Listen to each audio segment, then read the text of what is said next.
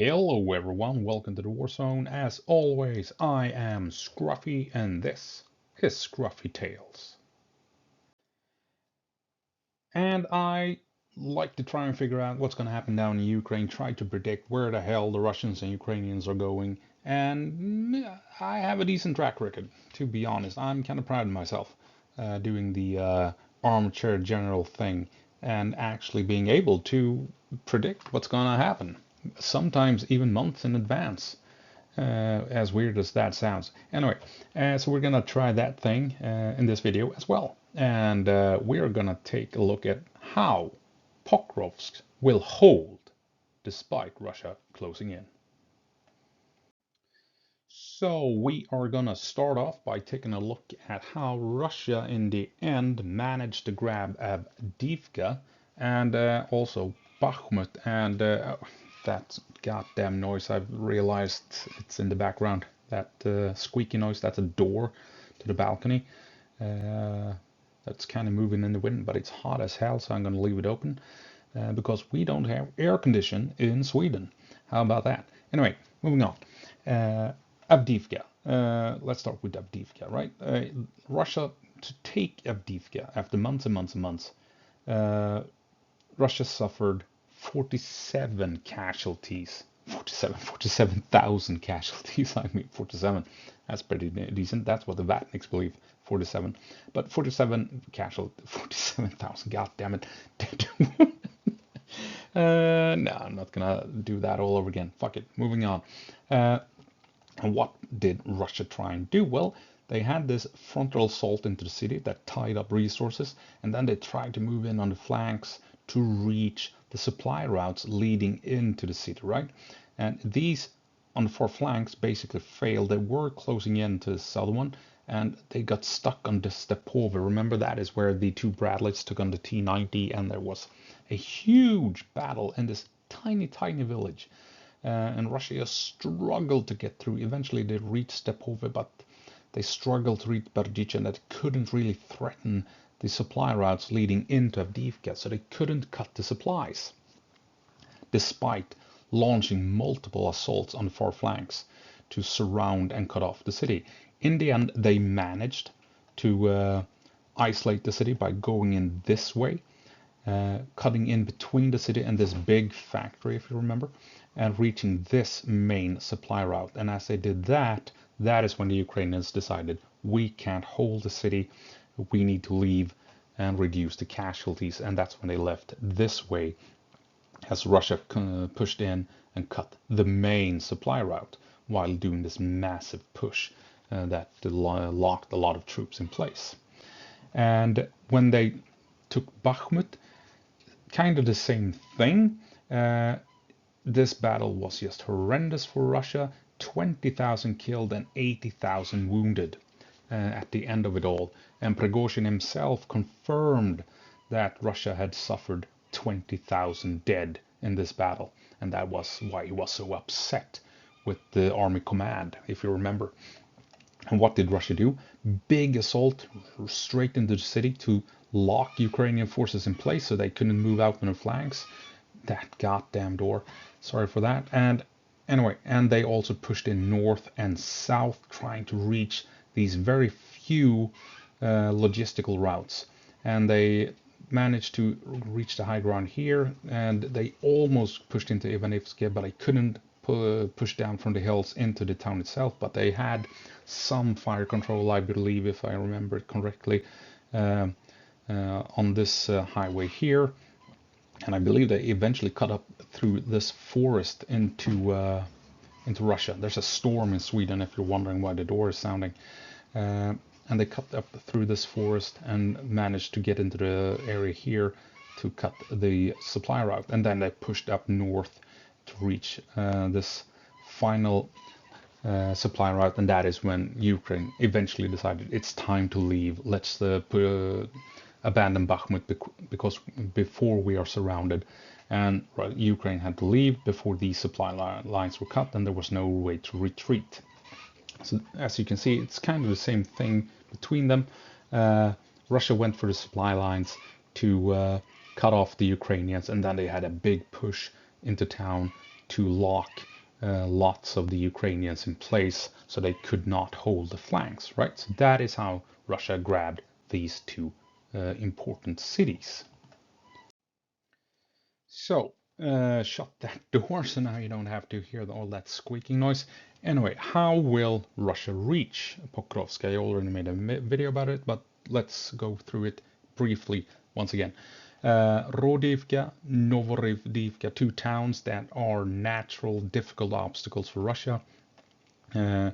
So what will Russia try and do? Well, you can see here that they've moved up to this small village called Krasnoyar. And these rivers are more like streams and creeks. They're not that impressive. You have a lot of roads leading through here. And while I'm sure there are a lot of trenches and other fortifications in the area, this is generally speaking an easier location to attack through than going through these built-up areas, which is why I suspect we see this. Russia wants to go in here between these two towns to punch a hole through the Ukrainian defenses at this less defendable area, which will allow Russia to potentially then fan out behind Ukrainian positions. And if they can get up here, as you can see, then Rodivka is, more or less cut off from reinforcements, and they will have to reevaluate their situation, hold and fight, or withdraw and retreat to a more defendable position up in the north, because this town will be hard pressed as Russia is pushing in from the east. And the same thing for Novorodivka. If Russia can get in here and cut in behind north of Novorodivka, they don't have anywhere else to go basically, so they will have to consider their situation as well as Russia pushes in from the east, stay and fight or plan for a tactical withdrawal. So Russia will try and punch through here to force the Ukrainians in Rodivka and Novorodivka to abandon these towns, giving Russia free access to this entire area. And at that point, they are well and truly ready to launch an assault against Pokrovsk itself. Right, and if we zoom out a bit, here you have Pokrovsk and here you have Myrnorad, two large cities right next to each other. God damn it, the English language is not with me tonight. You have two smaller towns in between, Rivne and Svitle, so they are kind of like connected thanks to these small communities in between them. And if we take a look at, remember how Russia took Avdiivka, how Russia took Bakhmut. They went for the flanking moves to reach the supply routes, right? Had big frontal assaults, and then they tried to push in on the sides to cut off each city. Well, Russia can't do that at Pokrovsk, and as you can imagine, that is super crucial for Pokrovsk surviving and holding, because these are the supply routes leading in to Pokrovsk, right? On the far end of the town, of the city, and Russia is coming in this way. There is no way for them to reach these supply routes. You even have railways leading in here, so Ukraine can bring in a lot of resources, a lot of manpower, and whatever they need via the railroad, or unload them at an earlier train station and then ship them in via the supply routes with trucks and what have you. So they can supply this city, these cities, with massive amounts of resources to hold against the eventual Russian assault. And Russia, if eventually Russia will claim this territory, there's no doubt about it. They will get this far in a couple of days or a couple of weeks. And Russia then, if they will follow their usual mode of operations, or modus operandi, they will launch massive assaults against this part of Myrnorad to get a foothold in the city itself. This is basically, down here we have a big factory, and this here is a massive, massive slag heap, a huge hill with basically well, it's a small town itself, basically, around this big factory. And Russia will more than likely move hard to reach this area here. There will be lots of fighting over this factory and the slag heap as Russia is trying to move in. This is, of course, a natural defensive line. All of these buildings with all of these wide open farmlands right outside. Russia will probably YOLO it across the fields here, try and reach, but they will be shot at from every angle. So this, I mean, as you can imagine, Russia will aim a lot of artillery and a lot of glide bombs at this part of town to just crush everything before they try and move in with troops. But still, they still have to cross these wide open fields, and if the Ukrainians are in position, Russia will suffer for it. Going around, well, here you have a small town as well. Will be a natural defensive line out in the farmland as Russia is trying to move up this way, if they try and come this way, which I think they will. And this will be a point that Ukraine will hold, that Russia will have to overcome in order to be able to threaten Pokrovsk. So this is going to be a first line of defense for Pokrovsk, which will allow to slow down the Russian advance. And then behind it here you have, is this a railroad? I believe this is a railroad going south, and it's a natural defensive line with all the trees and forests and what have you that follows the Ukrainian railroads. Easily defendable if Russia wants to cross all of these farmland, open fields. So this going around, they may try and go this way, but still, I mean, you have all these natural obstacles, small towns and villages all over the place. And then you have this area here, also easily defendable, difficult for Russia to reach. I mean, take a look at the length of the open fields that they have to cross to get into these towns and into the city. They can't get around their flanks. They can't reach these supply routes. And same thing if they want to go north. Rivers, lakes, small towns, I mean, and behind that, big city proper with all the defenses that entails, massive slag heaps, large lakes and dams and ponds and what have you. Russia can't get around. Here you have more towns north of Myrnorad. Russia can't get around and reach these supply routes. It will take months and months, and it will demand thousands of dead and wounded for Russia to make these big, long maneuvers around the flanks. Russia has no option except doing the frontal assault, basically, if they want to end this fight relatively quickly, because they are basically stuck between a rock and a hard place. Whatever they choose to do will take months, and it will cost them thousands upon thousands and thousands of dead and wounded. And I mean, cutting in here, I mean, this city here combined with the railway and the forests and tree lines, this is a cauldron. This is a death trap. Russia does not want to operate in this area. They want to get in here, and they want to get in here so they can start pushing in to the urban areas, because this provides the Russians with as much cover as it does for the Ukrainians. So they want a foothold and then expand that foothold so they don't have to operate out in the wide open farmland. So they want to get in here and slowly expand their territory within the urban areas, because that provides them with cover, right? So they don't have to move across these open areas where they will be easy targets for for Ukrainian drones and what have you. But going around the flanks, not gonna happen anytime soon. Russia will have no choice but to basically headbutt their way through each defensive line and try and get a foothold. Primarily here is my guess, and then work their way through Myrnorad before they can even start thinking about making an attack on Pokrovsk. And meanwhile, Ukraine can send in more and more and more resources, as many as needed, to these two cities, and Russia can't reach them. Russia can't prevent this from happening. And that is crucial, and that is something that Ukraine did not have at Bakhmut or Avdiivka, these secure supply lines. And I mean, if you take a look at the ISW map here for a moment, take a look at all of these gray blobs here. That's built up areas. Here you have Pokrovsk and Myrnod, two large cities. Here Rodivka, Novorodivka, the towns.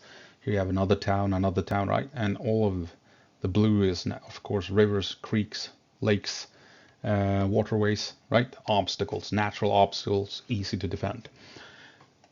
And I mean, take a look, going around to reach all of the supply routes, Russia will have to fight their way through rivers, bridges, settlements, towns, wide open farmland. Same thing down here.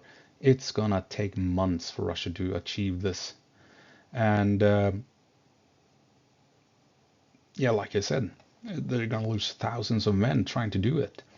And so I'm thinking they will keep pushing into Mirnorad to try and get access and then push in slowly towards Pokrovsk. And this here, I mean, going by how things have been before when they launch these big assaults, it's gonna be costly as hell, and it's gonna be thousands, an insane amount of dead for the Russians. But like they will more than likely launch an incredible artillery campaign combined with glide bombs flying in to pound Mirnorad and reduce it to dust and ashes before the Russians try and cross these wide open spaces. So this red area here is where the main fight will take place before they gain access to Pokrovsk and Mirnorad. They will secure Novorodivka, they will secure Rodivka and Krasnoyar, and then they will try and cross these wide open fields to gain access to Mirnorad primarily, try and probably make push over here to begin maneuvers close to Pokrovsk to force Ukraine to allocate manpower over here so they can't move everything over to holding Mirnorad.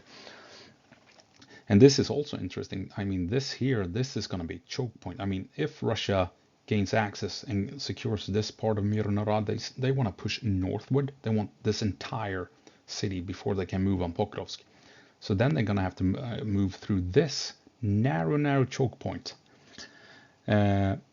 Maybe start operations over here. They're not going to go up into this area here. There's just no way in hell they're going to do that. They will have operations on this side of the city. But this fight here, this bottleneck, I mean, it goes without saying that Ukraine will have an easy time defending this. This is going to be Thermopylae, basically. You have the Spartans holding the narrow point, and down here you're going to have the horde of barbarians trying to push in and threaten the few defenders holding a narrow bottleneck. But yeah, before we even get that far, this red area is where Russia will try and push in to put pressure on the Ukrainians all along the front line here to overcome the defenders at Mirnorad down here and to gain access to this outer defensive line so that they can build up forces and then launch assaults into Pokrovsk. So I am convinced that Pokrovsk will not fall in 2024. If we look at Bakhmut, that demanded 20,000 dead and 80,000 wounded for the Russians. Avdiivka, 47,000 dead and wounded. Kharkiv, the Kharkiv front. Russia has failed to take Volchansk with close to 50,000 troops in the region. And for Russia to reach as far as they have at the moment, trying to move towards Pokrovsk and including assaulting Toretsk, Russia has suffered 70,000 dead and wounded so far, and they have yet to actually reach Pokrovsk, right? And they've yet to actually reach Toretsk. They're outside of Toretsk. They are outside of Pokrovsk, and that has cost Russia 70,000 dead and wounded so far, according to British intelligence. But like we pointed out, Russia will more than likely focus a massive artillery and bombing campaign aimed at Pokrovsk once Russia has reached the perimeter of the city. The city and the surrounding towns will be reduced to dust and ruins before Russia sends in its troops. But despite that, Russia has proven that its tactics demands vast resources of manpower to overcome the significant casualties that Russia suffers during its operations. Russia also requires months and months to achieve any result along the front lines. This will more than likely result in Russia being unable to secure Pokrovsk during 2024, and the battle may be ongoing well into 2025. Will Russia have enough men if they need to sacrifice 40,000 to 60,000 at Pokrovsk, let's say, if not more, especially if they need to sacrifice an equal number of troops securing Kursk?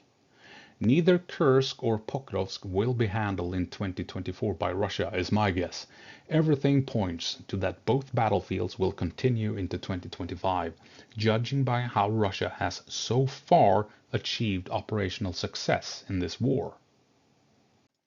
And if that is the case, chances are that Kursk will receive more and more attention as the demands to liberate Russian territory increases as time goes by, as we get closer to and progress into 2025.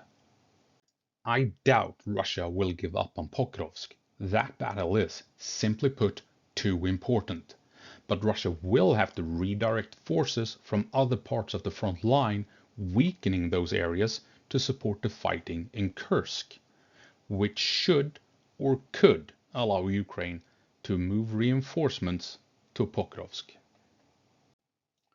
So yeah, like I said, I mean, take a look at Bakhmut, take a look at Avdiivka. Russia moved in on the flanks and managed to reach the logistical routes leading into those cities. At Avdiivka, they managed to cut in at a vital location right between Avdiivka and the factory and cut the main supply route leading into Avdiivka, and that forced Ukraine to abandon their positions, combined with being low on ammo thanks to the US being the US. Here, Russia has none of those advantages. They need to spend months to expand the front line to be able to threaten the supply lines, and they have to fight their way through several towns and several fields, cross rivers and what have you. It's not gonna happen. Ukraine will have open supply routes leading into Pokrovsk.